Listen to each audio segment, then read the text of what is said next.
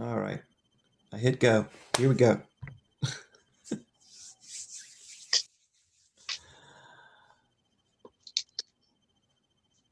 think it's going. It's the same stupid thing every morning. All right. Yeah, okay. This cat is definitely alive. He's having a good time. He is winking at you. Uh-huh. Yeah. Well, let's see what we got to talk about today. Right on. No one deserves to lose. And what would be unjust to him, which is to lose, cannot occur.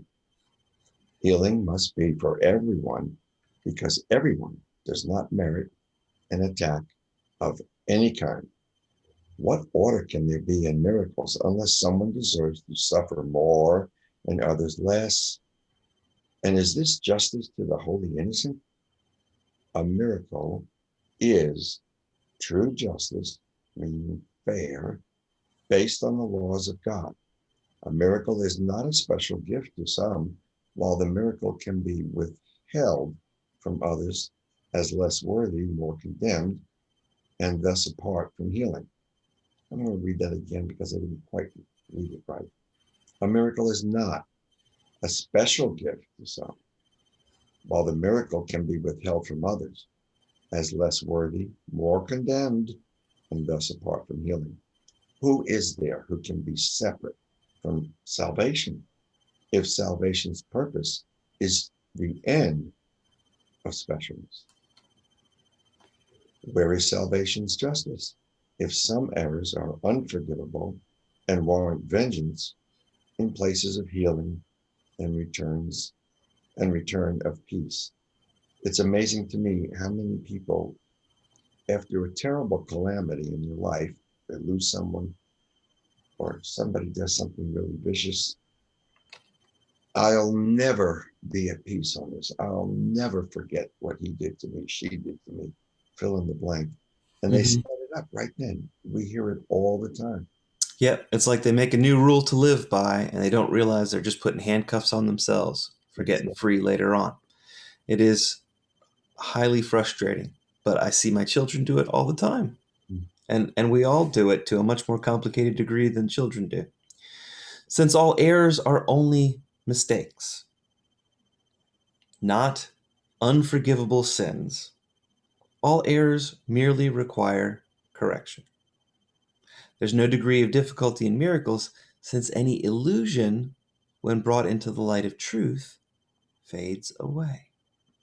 With sin's specialness gone, all parts of the sonship, that's all of us, all the humans, are seen as innocent. All of us are innocent.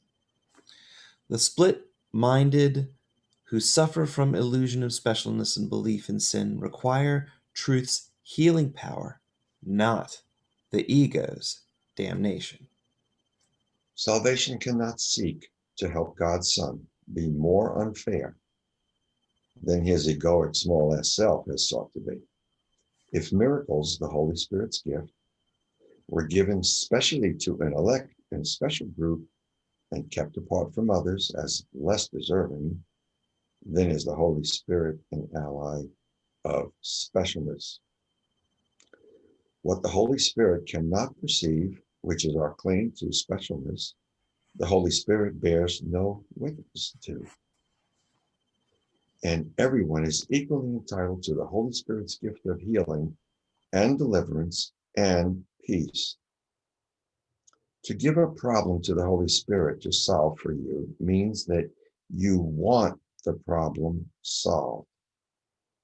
To keep the problem for yourself, to solve without the Holy Spirit's help, is to decide the problem should remain unsettled, unresolved, and lasting in the problem's power of injustice and attack. No one can be unjust to you unless you have decided first to be unjust. And then, because you decided first to be unjust, must problems rise to block your way and peace be scattered by the winds of hate. Should be easy to be this way, right? The Good. mad cannot resolve their own problems within their own mind, since their split mind is the problem. You can't put out the burning house from inside of the house. It's hard, especially you can't put it out with fire. You cannot put out the fire with gasoline. That's right. Only by asking for the guidance of the Holy Spirit can the solution be found. If asked, the Holy Spirit will transform all misperception into correct perception by aligning the experience with the laws of God. In this realignment by the Holy Spirit, God's laws replace the laws of chaos. Unless you think that all your brothers have an equal right to miracles with you, you will not claim your right to the same miracles because you were unjust to someone with equal rights as you. Seek to deny, and you will feel denied. Seek to deprive, and you have been deprived. A miracle can never be received because another could receive the miracle not. Only forgiveness offers miracles, and pardon must be just to everyone. If we're reluctant to offer forgiveness to anyone, it means that we still find some value in the deceptions of this world. We still believe that they've sinned and they're lacking, or we've sinned and we're lacking. The reluctant giver cannot receive, since he's also reluctant to take the same gift he would reluctantly offer another. And in this world of duality, if we give something, we lose it. Right? When we withhold forgiveness from another, we reject the miracles that our forgiveness offers us. The little problems that you keep and hide become your secret sins because you did not choose to let these problems be given to the Holy Spirit so that these secret sins can be removed for you. And so your secret sins gather dust and grow until your secret sins cover everything that you perceive and leave you fair to no one. Not one right do you believe you have, and bitterness with vengeance, justified and mercy lost, condemns you as unworthy of forgiveness. The unforgiven have no mercy to bestow upon another. That is why your sole responsibility must be to take forgiveness for yourself.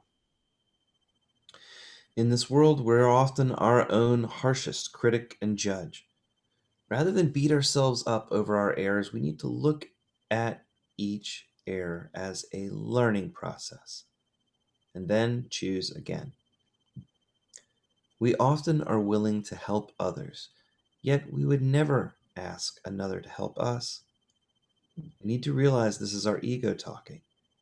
In this egoic world, we need to realize that by not allowing someone to aid us, we're denying him or her the opportunity to be loving. ACIM states the other person is rewarded by their gift to us because we are one, and to give is to receive. ACIM also recognizes that sometimes a person will appear that can temporarily give us what we perceive we lack. If magic will decrease our fear, ACIM states that you should accept the magic pill, since it will control or remove your fear. The Holy Spirit will never do anything that would increase your fear, and neither should we. We need to always remember to ask for the guidance of the Holy Spirit rather than to listen to our egoic thought system. The miracle that you receive is the miracle that you give. Each miracle becomes an illustration of the law on which salvation rests, that justice must be done to all if anyone is to be healed. Salvation rests on this principle that no one can lose and everyone must benefit. Each miracle is an example of what justice can accomplish when justice is offered to everyone alike. Justice is received and given equally. Justice is the awareness that giving and receiving are the same. Because justice does not make the same unlike, justice sees no difference where none exists. Something interesting on page 540. And thus, justice is the same for everyone because justice sees no differences in anyone. Justice's justice's offering is universal, and justice teaches but one message. What is God's belongs to everyone and is everyone's due. We all share the oneness that's God. All parts are indivisible, and each part contains the whole. Creation is extension. When God created, he gave everything, because God gave the all that is himself. There can be no specialness in the oneness of everything, and God's Son cannot be happy with littleness. Together we are that holographic one self. I want to offer something right now to everyone who's listening. And with your cooperation, Lee, which you can let me know that you do agree, if you do agree, which I think you probably will. And that is that we are all looking forward to an election. It's going to happen in, about 5 or 6 weeks. At this point, we have no idea who's going to win. We have heard just about everything that we could.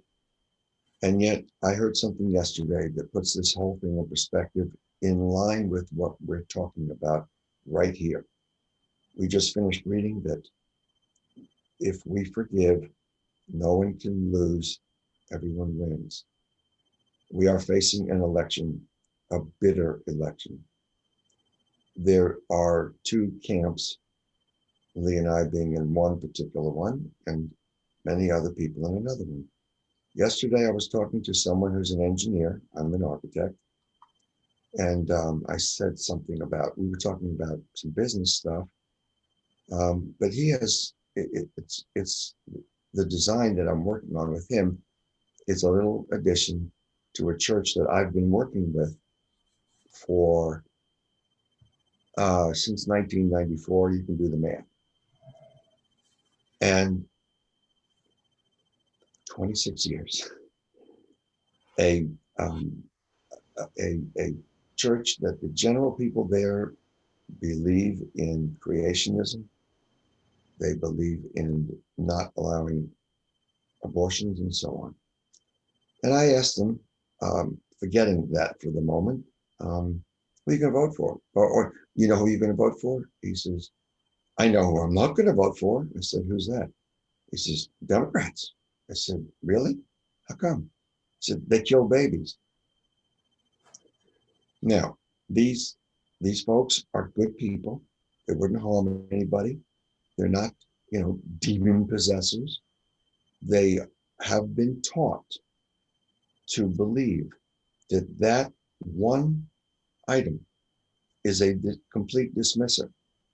Now, it seems like there's probably, they ought to consider other aspects, which I mentioned.